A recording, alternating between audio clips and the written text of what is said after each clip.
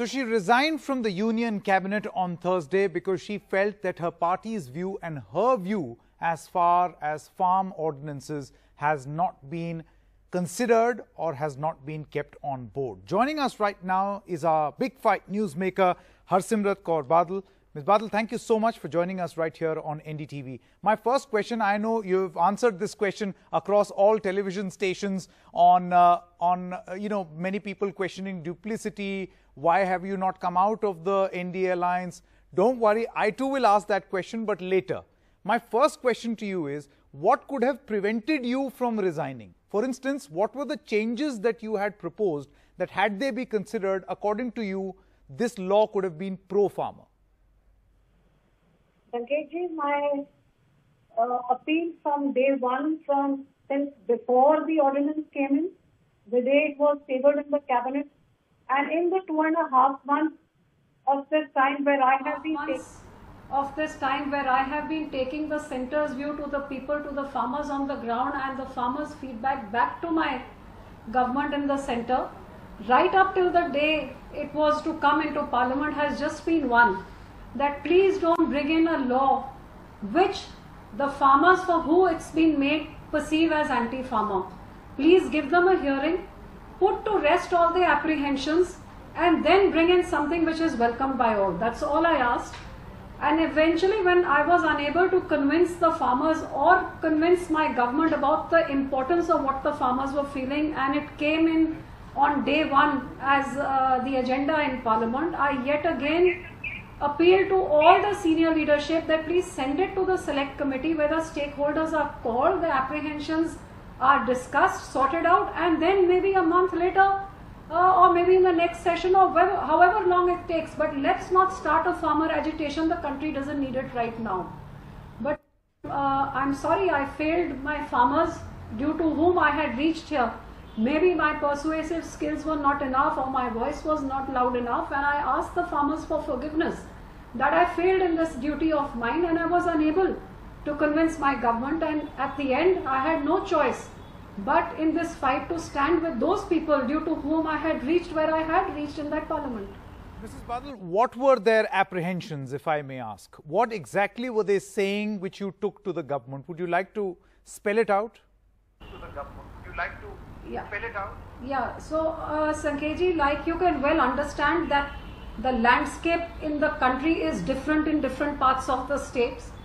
The agriculture is different, the food is different, the language, everything is different. In the same way, even where agriculture is concerned and the infrastructure for agriculture is concerned, it varies. Now in a state like Punjab, which is just 2.5% of the entire country, but we provide close to 50% of the food that feeds this entire nation. Why is that?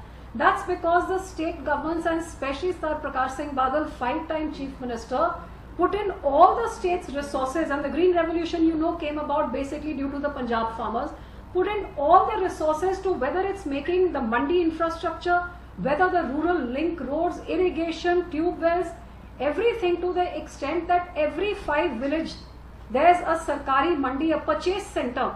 No farmer has to go beyond 5 kilometers where he takes his crop, and the entire crop which comes in a window of 10 days, the government system is so set that in 10 days they procure every last grain and give them the full MSP, which is transferred to the account in 48 hours. Now in this, the commission agents or the RTRs play a very important role. The labor plays a very important role, and being an agrarian state, the entire state's economy, be it the shopkeepers, be it the traders, be it the commission agents, labor, everybody is connected with farming. Now this farmer group feels that now with this ordinance coming in, when corporatization takes place, monopoly takes place by the big punjipatis as they call it, and those guys don't have to pay any taxes. They can afford to pay the farmers some extra amount because they don't have to pay the taxes, and the farmers, for want of more money, will start going to them. Slowly the infrastructure, the government infrastructure, will start to crumble because people would prefer to go to the private guys who can pay them better. Once this infrastructure no longer exists and the farmers are totally in the hands of these big corporates, that's the time that these poor farmers will be at their mercy, and in the coming times they feel that their children, instead of being landowners, will probably become labor in their own land. Now, whether this is right or whether it's wrong, it's an apprehension they have. And as a government, it is your duty to address that apprehension, more so if you're bringing in something which you feel is for their good.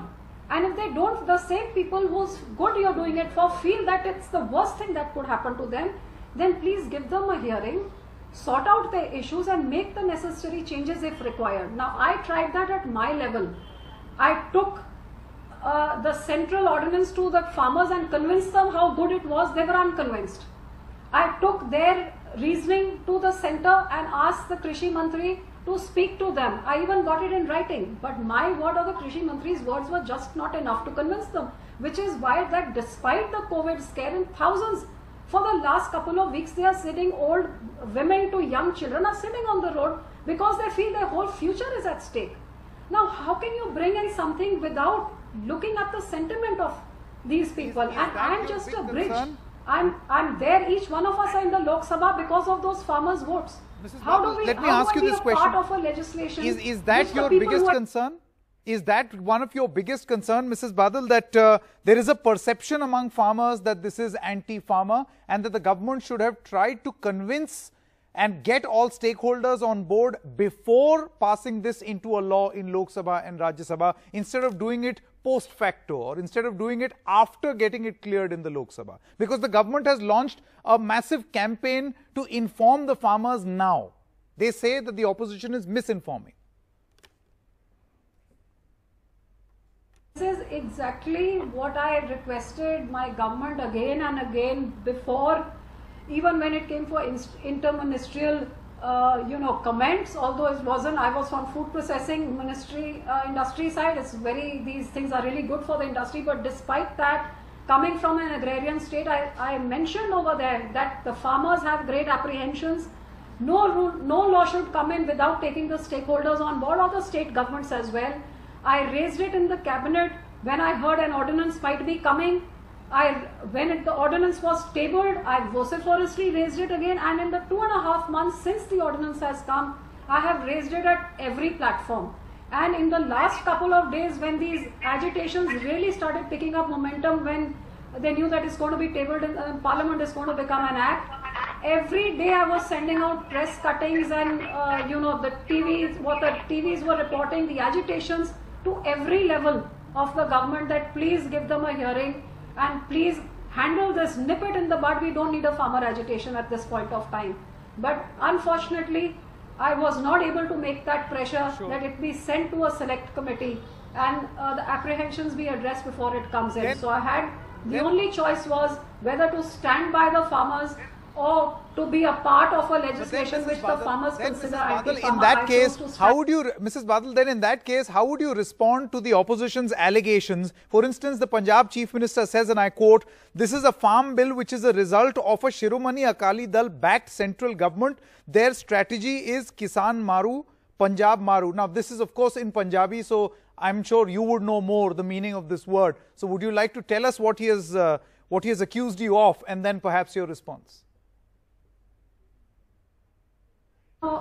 For the longest time, Congress was synonymous with corruption, but I think Captain Amrinder Singh is synonymous with dhoka in Punjab. If you ask anybody on the road, the amount this government has lied to people. I mean, just take this classic example. You heard the minister on the floor of the House who said that when the consultations were going on with all state chief ministers for these very ordinances, Captain Amrinder Singh was part of 3 of those discussions where he concurred.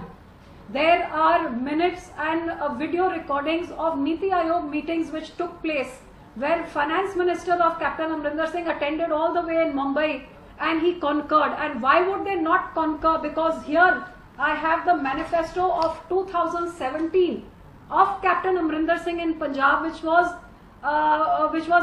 delivered and inaugurated by no less than Dr. Manmohan Singh, which clearly states that all these things in the ordinances are going to be implemented in Punjab, and you'll be shocked to hear that he's failed in every promise of this manifesto. The one promise he has kept 4 months after he came into power, that in the Punjab legislature an act was made and passed, and these very same ordinances till date for the last 3 years are an act in Punjab.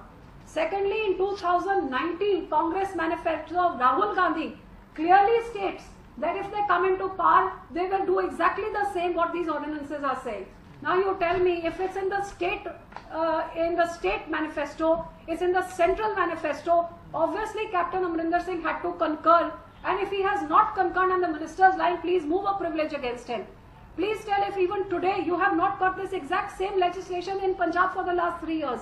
So the people who tell lies and mislead people are those who have done something else in Punjab. They are opposing it in Parliament, their MPs, and when it comes to voting, they walk out. This is the lies and this is the double face of Congress. I think we'll have to get in a response from either Captain Amrinder Singh on the allegations, because these are very damning allegations and very serious ones at that, Mrs. Badal. My question to you now is, and we'll talk about farmers because you're representing their cause. How much damage, realistically speaking, in your political wisdom, is this new law going to do to the farmers? How much? What's your calculation? Because, you know, the government on its part says there's absolutely no damage at all. You are just greeting a new law with skepticism. You're not allowing change. I don't think either the government or me or the farmers can foresee what's going to happen in the future. But yes, what is happening in the present is that farmers feel that there is going to be monopoly, there is going to be corporatization. To put it simply, like Sukhbir said in his parliament speech, which a rustic farmer gave an example to us when we held dialogues with them for last 1.5 months. They've been sitting outside my house hearing it. Ki Jio came in, they gave free phones. When everybody bought the Jio phones and got dependent on it, the competition was wiped out. Jio jacked up their rate. This is exactly what the corporates are going to do. How do I convince them? They can only be convinced if the people making the rules hear them out and ask them that what can we put in. Does this ordinance say that your MSP will always remain? Does the ordinance say that no purchase will take place before MSP? I mean, lots of things are verbal, and those verbal assurances are not working with some of the farmers. Now, Mrs. Badal, how would you respond to your neighbouring state? Here you've got a Deputy Chief Minister who does not seem to oppose, but at the same time says, I will make sure that MSP never goes. Well, the government is also saying that MSP will never go. In fact, we will bring more, products in the ambit of the MSP. Well, I don't think MSP can afford to go. There is MSP even today, and in large parts of the country, the farmers don't even get anything close to the MSP price. That too is a reality. Now, tomorrow, whether MSP stays and whether the government decides that, procurement is better through the private yards because they get better quality and they are paying a better price to the farmers, whether they decide to change that, nobody knows. All that the farmers know today is that the existing systems are very good. They are tried, they are tested, they have the faith and the trust of the farmers. They wanted to carry on the way it is. So if we're making it for the farmer, please leave the choice to him. Hear him out and give him the choice. Okay. Mrs. Badal, my two last questions. Number one, the Modi government is now saying that this is nothing but a misinformation campaign carefully crafted by the opposition. You also think and perceive this as anti-farmer. I want to know, Mrs. Badal, from you, do you think that Narendra Modi's policy is anti-farmer? Because he has backed this move. Do you think Modi's strategy is anti-farmer? Minister Modi's policies were anti-farmer. Believe me, Shiromani Akali Dal would not have been a part of their government for 6 years. So, please get that out of your head. I think Prime Minister Modi is working day and night to take this country ahead. But yes, a little bit more of communication with the stakeholders is required. A little bit of more communication with the people or the parties involved with those stakeholders is required. The communication needs to be improved at every level, and improvement will only facilitate things to make things smoother and better. But to say that he's anti-farmers, I definitely disagree with that. Is that the reason why you have left the door ajar while you may have resigned as a... Farmers are the backbone, but yes, Yeah, Mrs. Badal, is that the reason why you have left the door ajar, that you have may have resigned as a minister, but you've not left the alliance? Perhaps a little harvest of hope. I have resigned as a minister yesterday to stand in solidarity with my farmers and vote with them, in favor of them, because I believe they did not get a hearing which they deserved. The way forward is what my party is going to decide. I'm just a very small worker of the party. This is decided by the party high command and the core committee. The road ahead will be decided by the party and not by me. The government, my final question, Mrs. Badal, the government has decided to go ahead with this decision.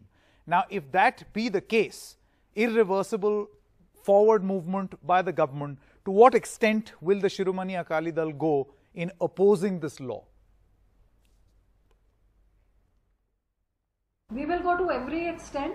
We will stand shoulder to shoulder with the farmers until the farmers feel confident, until the farmers are assured, until the apprehensions are taken care of. Shiromani Akali Dal will stand by them and fight for them, with them, to whatever extent required. You miss your ministry, Mrs. Badal? Thank you. Thank you so much. Okay, fine. Thank you so much. That was Harsimrat Kaur Badal speaking exclusively to NDTV.